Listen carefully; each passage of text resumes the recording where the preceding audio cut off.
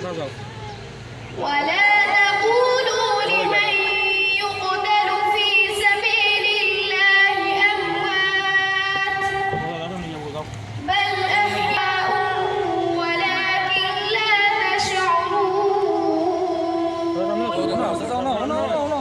ولنبلونكم بشيء من الخوف والجوع ونقص من الأموال والأنفس والثمرات وبشر الصابرين আমি যদি আমার জীবনকে এইভাবে সুন্দর করতে পারি সাহাবায়ে কেরামকে দেরি হবে আর তোমার রাখতে দেরি হবে কিন্তু আল্লাহ তাআলা নেওয়া লাগবে না লাগবে না তখন উম্মত এইভাবে দাঁড়ায় আমার নবী কোথায় করেছিলাম। এই দুনিয়ার জীবন ফজরের নামাজ পড়েন না দোস্ত বাবা, আপনি কেন ফজরের নামাজ পড়েন? আসর যায় আপনার কোথায়, মাগরিব যায় কোথায়, এশা যায় কোথায়?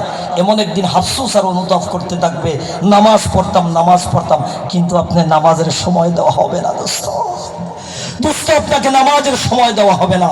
এই জন্য এই দুনিয়াতে থাকতে যুবক ভাই, এই দুনিয়াতে থাকতে তোমার আমলকে, তোমার চরিত্রকে সুন্দর করে সাজাও।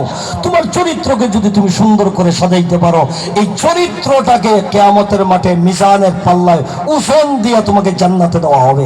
সুবহানাল্লাহ বলেন। আল্লাহ আমাদের সবাইকে এই কথাগুলোর উপর আমল করার, মানার, জীবনে বাস্তবায়ন করার তৌফিক দান করেন। সকলে বলুন আমিন। ওয়া আখিরু দাওয়ানা আনিল হামদুলিল্লাহি রাব্বিল আলামিন। আসসালামু আলাইকুম ওয়া রাহমাতুল্লাহি ওয়া বারাকাতুহু।